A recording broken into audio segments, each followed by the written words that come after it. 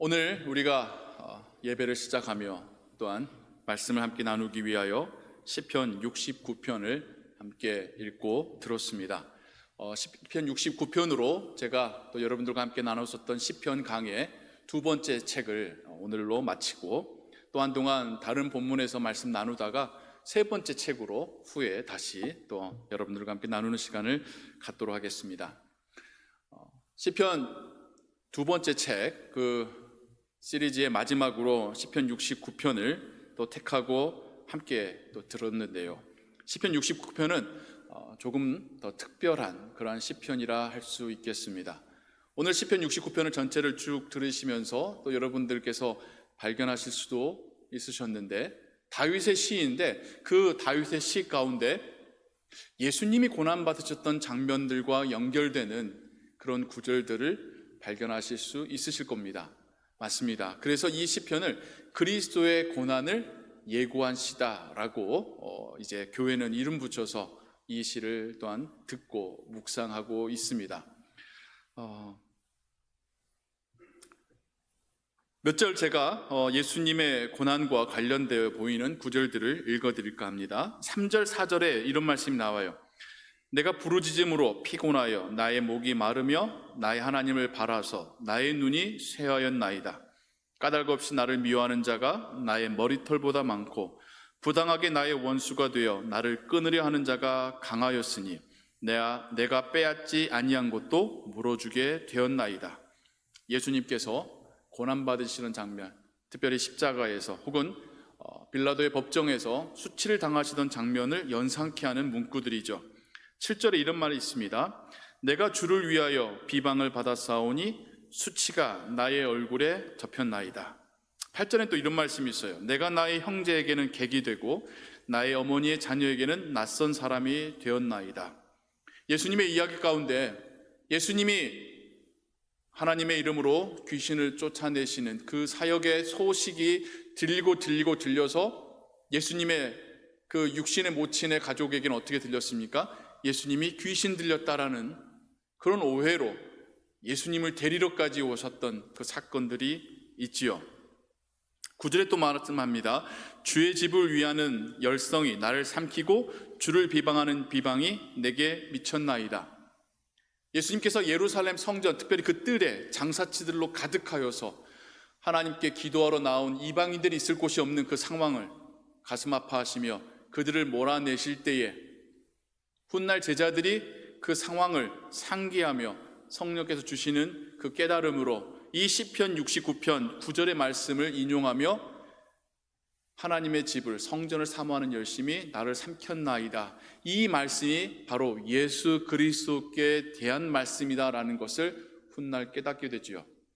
또한 그 일 때문에 바리새인들이, 대제사장들이 예수님을 팔아 넘겨 죽이려고 하는 계획을 구체적으로 세우게 되기도 하였습니다. 마지막 21절에 보면요, 그들이 쓸개를 나의 음식물로 주며 목마를 때에는 초를 마시게 하였사오니, 예수님께서 십자가에서 고통받으실 때 쓸개탄물이나 식초와 같은 그 포도주를 또 드시고 어떤 그 고통 가운데 있으셨던 장면이 놀랍게도 다윗의 시편 가운데 예고되고 있습니다. 이걸 어떻게 이해해야 될까요? 직접 보지도 않았었던, 시간적으로도 너무가 차이가 난 다윗과 예수님 사이에 일어난 이 일들의 연결점을 우리는 어떻게 이해해야 할까요? 다윗이 이 기도를 혹은 이 시를 하나님께 올려드릴 때에 그는 개인적인 고난과 아픔의 시간을 겪고 있었습니다. 아주 고통스러워하고 있어요. 시의 시작에 그렇게 말하고 있습니다.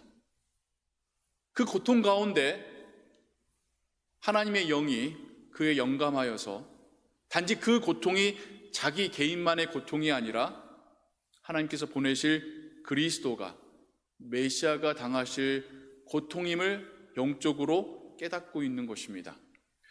심지어 그가 부지 중에 정확히 알지 못하는 중에 고백할지라도 성령께서는 다윗에게 뿐만 아니라 다윗과 함께한 하나님의 백성들에게, 또 이 기록된 글을 읽는 신약의 백성들과 우리들에게 하나님께서는 영으로 그 그리스도가 당하실 고난을 미리 고지하셨다라는 것을 이렇게 우리에게 말씀하고 있는 것입니다.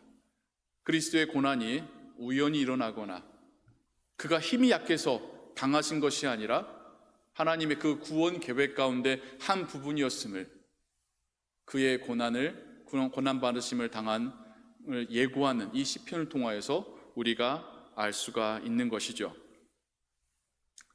다윗 개인의 고난이, 그 개인의 수고와 수치당함이 깊은 묵상 가운데 그에게 단지 너만이 받는 고난이 아니라 하나님의 아들이 메시아가 받을 고난과 연결시켜서 이해하게 하시는 하나님의 은혜가 이 시편 가운데 담겨져 있는 겁니다. 그래서일까요? 시편이 끝날 때에 동일한 인물 다윗의 입에서 너무나도 다른 고백이 나오고 있습니다. 33절부터 여러분이 오늘 또한 다시 한번 읽으셨고 보셨던 구절에 이런 말씀이 나오죠. 여호와는 궁핍한 자의 소리를 들으시며 자기로 말미암아 갇힌 자를 멸시하지 아니하시나니 천지가 그를 찬송할 것이요 바다와 그 중에 모든 생물도 그리할지로다. 하나님이 시온을 구원하시고 유다 성읍들을 건설하시리니 무리가 거기에 살며 소유를 삼으리로다. 그의 종들의 후손이 또한 이를 상속하고 그의 이름을 사랑하는 자가 그 중에 살리로다. 무슨 말이냐면요, 시를 시작하면서는 하나님 저 고통스럽습니다, 괴롭습니다, 저를 괴롭히는 사람 때문에 못 살겠습니다 라고 했었던 다윗이 시를 끝날 때, 기도를 끝날 때에는 자기에게 그 기도가 머무는 것이 아니라 함께하는 하나님의 백성들을 향하며 하나님을 찬양합시다. 그분은 궁핍한 자를 돌보시는 하나님이시여 우리를 버려두지 아니하시는 아버지이십니다. 우리만이 아니라 온 땅이 하나님을 찬양해야 합니다. 하나님은 약속하신 대로 우리를 회복시키시고 약속하신 이 땅에 살게 하실 것입니다. 너무나도 놀라운 믿음의 고백으로 그 시를 마치고 있습니다. 그러면 다윗이 원래 신앙이 너무 좋고 인성이 너무 좋아서 그럴까요? 그렇지 않아요. 다윗도 우리하고 똑같습니다. 때로는 민하고 때로는 속 좁고 때로는 음탕하고 음흉하고 때로는 혈기왕성한 사람이었었습니다. 심지어 이 시 가운데서도 그의 너무나도 우리처럼 못난 모습이 담겨져 있어요. 21절부터 조금 깁니다만 28절까지 그가 뭐라고 하라고 했냐면요, 그들이 쓸개를 나의 음식물로 주며 목마를 때에는 초를 마시게 하였으니 그들의 밥상이 올무가 되게 하시며 그들의 평안이 덫이 되게 하옵소서. 그들의 눈이 어두워 보지 못하게 하시며 그들의 허리가 항상 떨리게 하소서. 주의 분노를 그들 위에 부으시며 주의 맹렬한 노가 그들에게 미치게 하소서. 그들의 거처가 황폐하게 하시며 그들의 장막에 사는 자가 없게 하소서.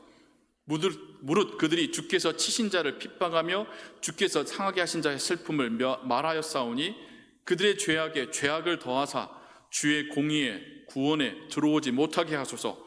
그들을 생명책에서 지우사 의인들과 함께 기록되지 말게 하소서. 저는 이게 하나님의 영감으로 은혜로운 메시지로 읽지 않습니다. 다윗도 우리처럼 고통 가운데 정말 이를 가며 자기를 괴롭히는 사람들을 향하여 하나님 앞에 이르고 있는 장면 같아요. 같은 이 하나의 시에 너무나도 다른 모습이 담겨져 있습니다. 심지어 그 안에 그리스도의 고난받으심까지 담겨져 있습니다. 이걸 우리가 어떻게 이해해야 할까요? 우리가 마치 정말 속상한 일 때문에, 억울한 일 때문에, 힘든 일고 답답한 일 때문에 하나님 앞에 하소연하듯이 기도하지만 하나님께서 우리 마음 가운데 나는, 내 아들은 너보다 더 고통스러웠고 더 억울했고 더 수치스러웠느니라 라고 깨닫게 해주심으로 인하여 아픔과 분노와 눈물로 시작했던 우리의 기도가 하나님 앞에 회개와 감사와 회복으로 끝나는 그 모습이 이 한편의 시 가운데 담겨져 있습니다. 다윗의 시만이 아니라 우리의 기도이고 우리의 믿음의 고백이지요. 우리도 이렇듯 참 못나고 쪼잔하고 연약하고 너무나도 쉽게 흔들리는 자들이지만 하나님께서 우리 마음 가운데 그 하나님의 마음을 알게 하시고 우리를 위하여서 고난받으셨던 예수님을 믿게 하실 때에 우리 입에서도 놀라운 고백이, 나만을 위했던 기도가 이젠 다른 사람들을 향하는 기도로, 고통에 찼던 기도가 하나님을 찬양하는 기도로 바뀌는 그런 은혜의 경험이 또한 우리의 경험일 줄로 믿습니다. 오늘 특별히 또 아버지의 날을 또 여러분들과 함께 보내며 이 말씀이 우리 아버지들에게 어떻게 적용이 될 것인가 한 묵상해 보았습니다. 다윗이 아픔과 어려움 가운데 오히려 자신보다 더 고통받으실, 고난받으실, 억울하실 그리스도를 성령의 도움으로 깨닫게 될 때에 그가 하나님의 은혜와 사랑을 경험하게 되었듯이 우리 아버지들이 그 가족을 돌보시고 먹이기 위하여서 하셨던 그 희생과 수고로 인하여 하나님의 수고와 희생을 경험하고 계시다라는 것을 말씀드리고 싶습니다. 물론 오해하시면 안 돼요. 우리 아버지들의 희생이 그리스도의 희생만큼 크고 우리 아버지들의 사랑이 그리스도의 사랑만큼 크다는 건 아닙니다만 인간이니까요. 하지만 분명한 것은 다윗도 그 개인의 삶을 통하여 그리스도를 경험했듯이 우리 아버지들도 그 삶을 통하여 우리를 위하여 수고하시고 희생되신 우리를 사랑하시는 그리스도와 하나님 아버지의 마음을 간접적으로만 경험하고 계시다라는 것을 말씀드리고 싶습니다. 제가 기억하는 가장 어릴 때의 저의 기억의 저희의 집은 매우 가난했었습니다. 원래 가난했던 게 아니라 저희 아버지가 하나님을 믿고 난 다음에 그냥 순수하게 말씀 그대로, 그 당시에 가르침 그대로 조상 제사를 거부하신 거예요. 장손인데. 그러니까 저희 할아버지는 과수원도 있고 논도 있으셨던 분이신데 화가 나셔가지고 그 아들 집에 대한 모든 재정적 지원을 다 끊으셨어요.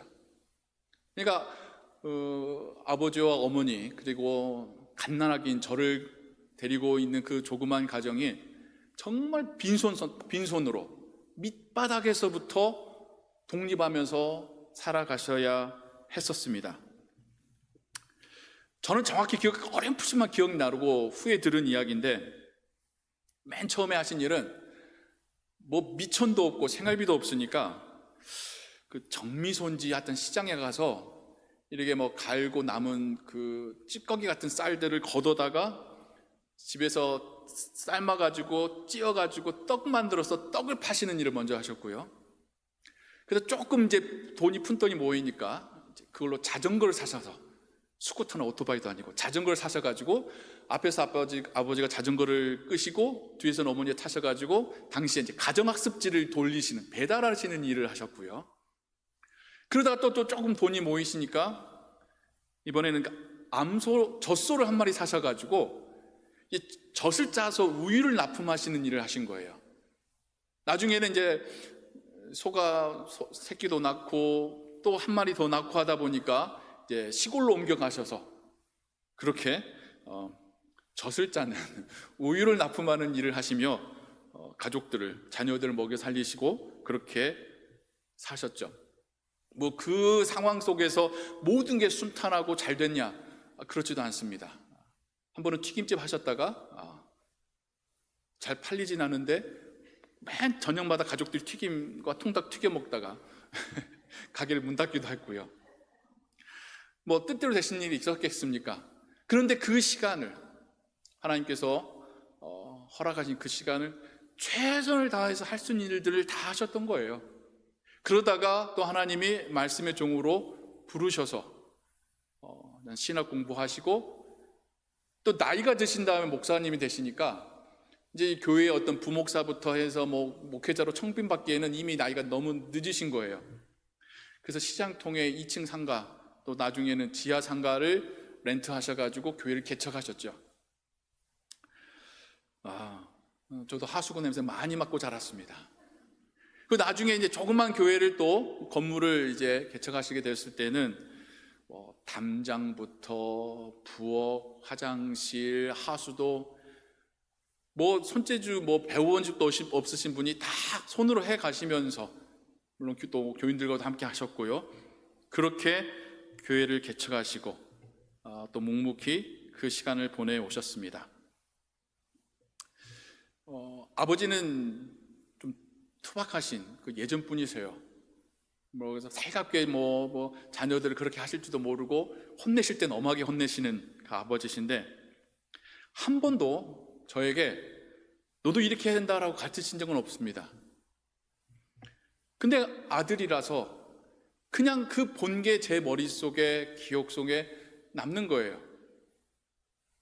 가족들 먹여 살리시겠다고, 하나님께 주신 그 사명 붙드시겠다고 그냥 할 수 있는 모든 일을 최선을 다하셨던, 목사라고 막 양복 입고 점냥 빼시는 게 아니라 해야 될 일은, 고난과 희생은, 때로는 억울한 일도 그냥 묵묵히 감당하셨던 그 모습을, 그 뒷모습을 그냥 저는 아들로서 보았을 뿐입니다. 그때도 그렇게 잘 이해가 안 됐었고 깨닫지도 못했던 것 같아요. 근데 시간이 지나면서요, 제 마음속에 그런 생각은 들더라고요.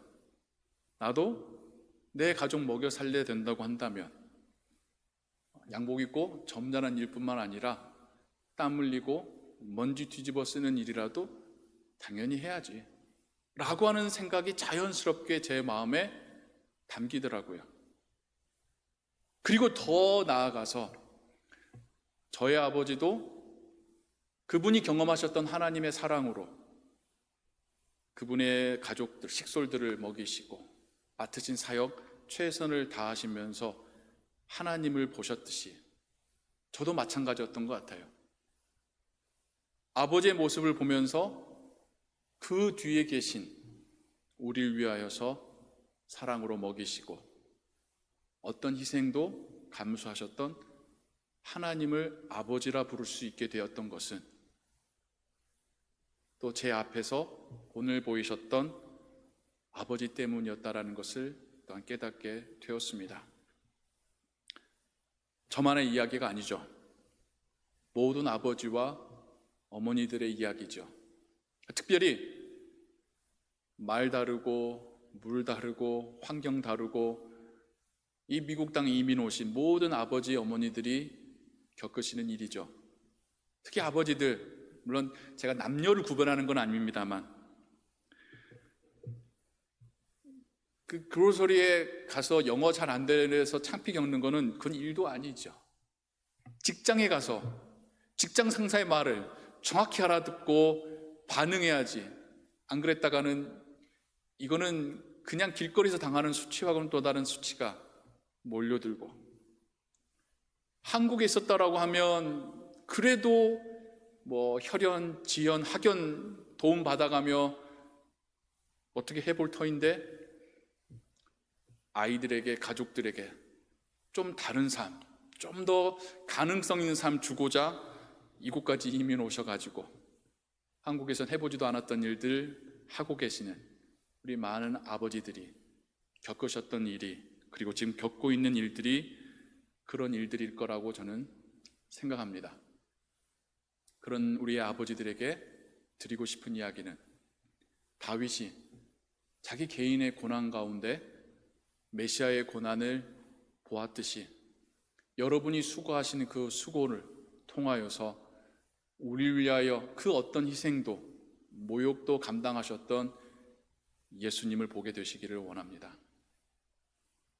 다윗의 시를 통하여 구약의 백성들이나 신약의 제자들이 예수 그리스도와 그분을 보내신 하나님을 보게 되었듯이 여러분의 헌신과 수고를 통하여 여러분의 자녀들은 그들도 모르게 마치 가랑비에 옷 젖듯이 자신을 위하여서 희생하신 하나님을, 그분의 메시아를 보고 있다라는 사실을 기억하시기 바랍니다. 여러분들이 아버지시기 때문에 여러분의 자녀들은 하나님을 아버지라 부를 수 있습니다. 자기의 자녀를 위하여서 아낌없이 희생하시고 사랑하셨던 아버지들 때문에 자녀들이 하나님을 나의 아버지라고 또한 부를 수 있는 것입니다. 여러분들이 희생하시고 수고하시는 그 삶, 단지 그냥 돈 벌어서 먹기 위해서 사는 삶의 의미만 있는 것이 아닙니다. 여러분들이 그리스도의 수고에 동참하는 것이고 그리스도의 고난을 여러분의 가족들에게 보여주는 사명의 삶입니다. 그 삶과 그 일터를 통하여서 먼저는 하나님께서 여러분에게 우리를 위하여서 수고하셨던, 그 희생을 마다하지 않으셨던 예수 그리스도를 더욱 느낄 수 있고 경험할 수 있게 하시기를 원합니다. 또한 나아가서 여러분의 희생과 사랑으로 돌보시며 양육하시는 여러분의 가족들이, 특별히 자녀들이 여러분의 모습을 보고 더욱 하나님의 사랑을, 하나님의 양육하심을, 하나님의 보호하심을 경험하게 되고 고백하게 되기를 소원합니다. 아버지라고 하는 사명을 받으신 여러분 모두에게 너무 수고 많으시고 잘하고 계시다라고 하는 축하의 말 전해드리고 싶습니다. 기도하겠습니다. 하나님, 우리 아버지, 하나님이 진정 우리의 아버지이십니다. 그리고 하나님은 그 아버지라는 사명을 또한 우리에게 맡기셔서 우리의 가정을 지키게 하시고 돌보게 하십니다. 아담에게 하셨던 그 말씀, 저주가 아니라 거룩한 사명이었음을 깨닫습니다. 우리 아버지들이 수고하며 땀 흘려 일함으로 그 가정을 돌볼 때에 그 가정이 하나님의 돌보심과 하나님의 먹이심과 하나님의 보호하심을 경험하게 하여 주옵소서. 우리 아버지들, 어머니들의 그 수고를 기억하시고 하나님 칭찬하여 주옵소서. 또한 그 마음으로, 그 손으로 모아 하나님께 기도할 때에 그 기도를 들어 응답하여 주옵소서. 주 예수 그리스도의 이름으로 기도하옵나이다. 아멘.